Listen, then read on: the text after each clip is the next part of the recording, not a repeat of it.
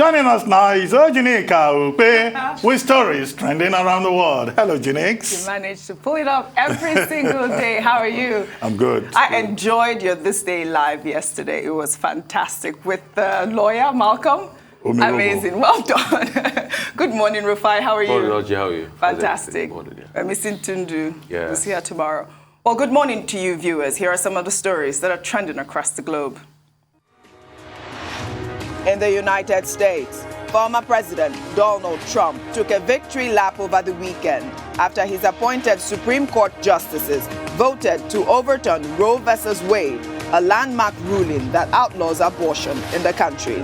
During a rally in Illinois, Trump took the credit for the abortion ban while also endorsing 2 Republicans for Congress. Your boundless love, sacrifice, and devotion has finally been rewarded in full. Congratulations.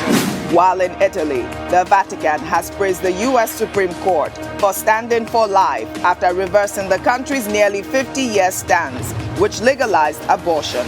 Pope Francis had previously compared the act of abortion to hiring a hitman and has stirred the Catholic Church to see pro-life as a larger issue than just abortion. In the United Kingdom, Prince Charles faced fresh controversy over the funding of his charities on Sunday, with calls for the government and the Charity Commission to investigate claims that he accepted €3 million in cash from former Qatari Prime Minister Sheikh Hamad bin Jassim bin Jaber Al Thani. The claims in the Sunday Times revealed that the prince accepted 3 donations between 2011 and 2015. One donation totaling €1 million was reportedly handed over in a small suitcase.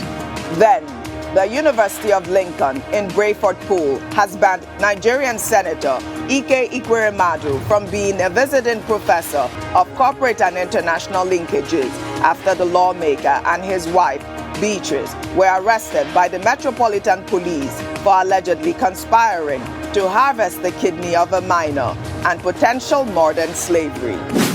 Under sports, 2-time Olympic and 3-time world champion Caster Semenya has branded leaders in African athletics as cowards for failing to stand up and fight for female athletes who are facing eligibility issues. The 31-year-old athlete is barred from competing in her preferred 800 meters race by the World Athletics Differences of Sexual Development rules introduced in 2019. Finally, under entertainment, multiple award-winning artist Sean Diddy Combs received the BET Lifetime Achievement Awards on Sunday night. While accepting the event's highest honor, Diddy channeled the spirit of Reverend Martin Luther King Jr. in a speech about his own inspirational dream for the Black community. I got this dream of us controlling our own destiny.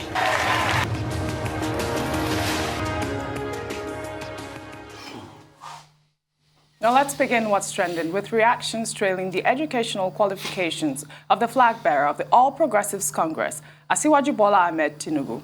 Over the weekend, a cross-section of Nigerians expressed various views after the Independent National Electoral Commission published the personal particulars of the 16 presidential candidates and their running mates who will be standing for the 2023 election, and revealed that the APC presidential candidate did not provide information of his primary and secondary education, and also did not attach the certificates of his tertiary education.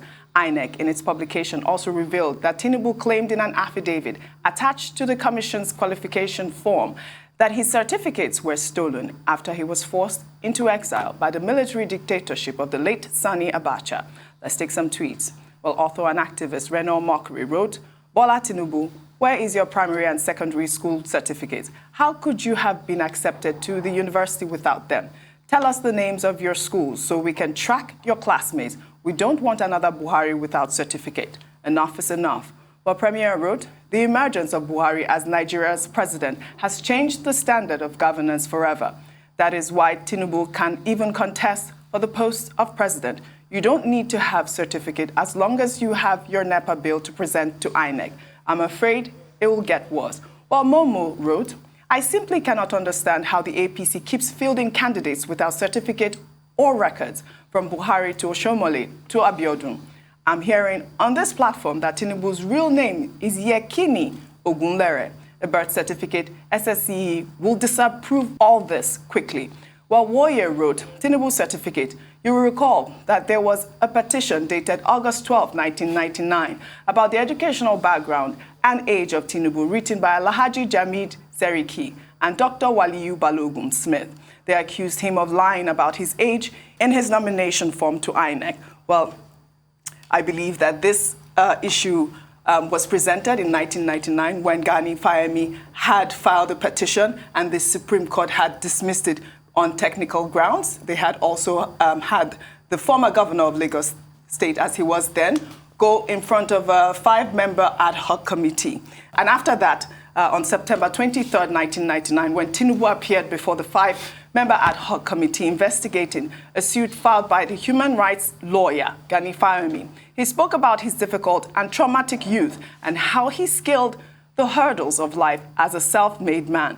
Tinubu said that after his primary education, he was admitted into secondary school, but could not further his education due to poverty. He then had to engage in menial jobs before proceeding to the United States in search of greener pastures. While in America, Tinubu said he undertook various odd jobs and tried to improve himself academically. He then enrolled at Richard Daley College in Chicago, which offered basic remedial and academic classes preparatory to entering Chicago State University. He presented a photocopy of his certificate issued by Richard Daley College.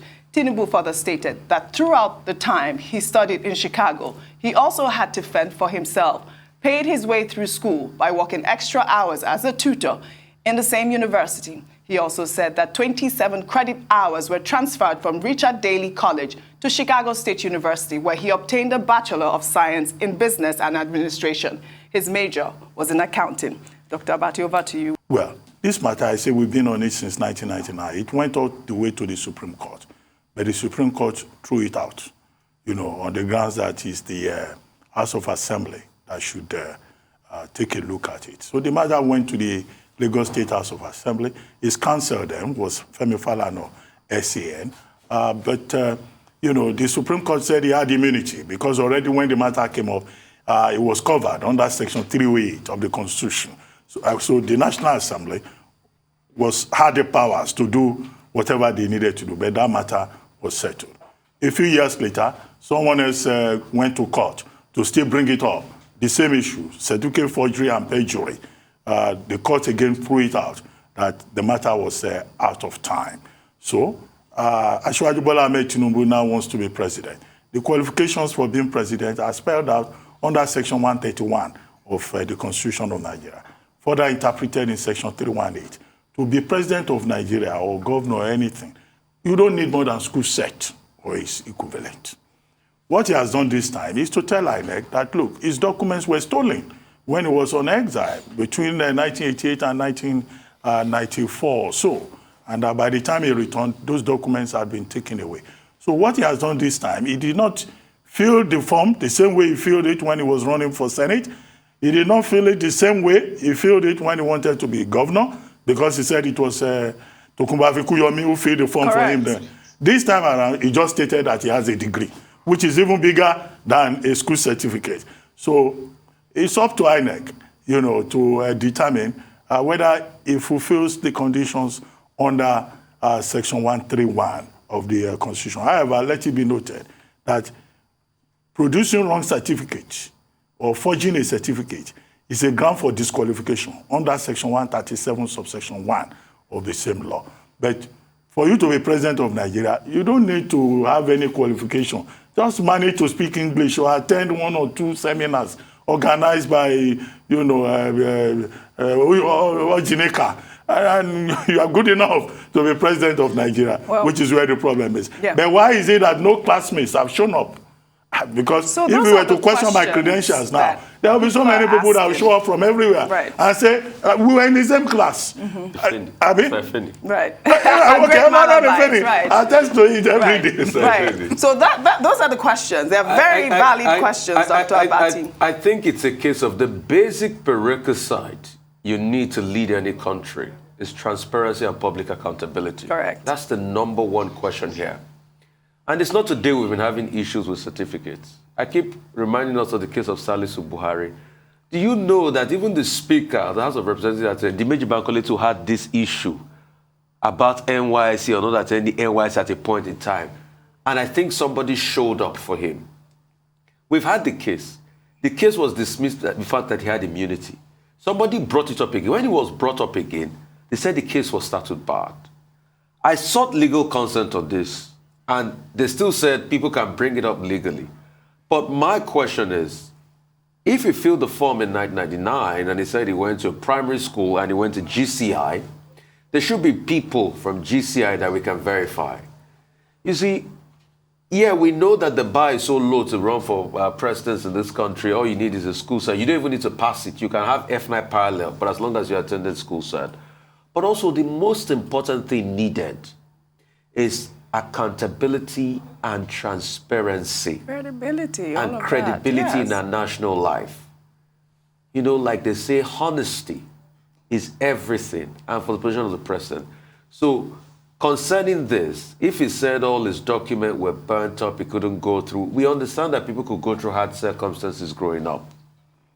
All we want is the same way he filled it up in the first time, he could come out and say, okay, these are the things. And if he said he attended school at any point in time, now that he's saying he didn't, there should be verification from the school he went to across board. We just want transparency so that we can get done with this process. His team has said otherwise. Bayo Onanuga said it's the PDP that is pushing this and all of that. But I can tell you this for free, this case will always come up. It will. If we don't prove it beyond reasonable doubt. And the prerequisite to run any nation is accountability and credibility. Until it's all clarified, it will continue to come up. Yes. Oh, thank you all. I wish we had more time on what's trending today. I know the school that you attended. Do you know the school Should I say it on television? No, there's no need. Thank you very much. Well, that's all I have for you on what's trending today. I'll see you tomorrow.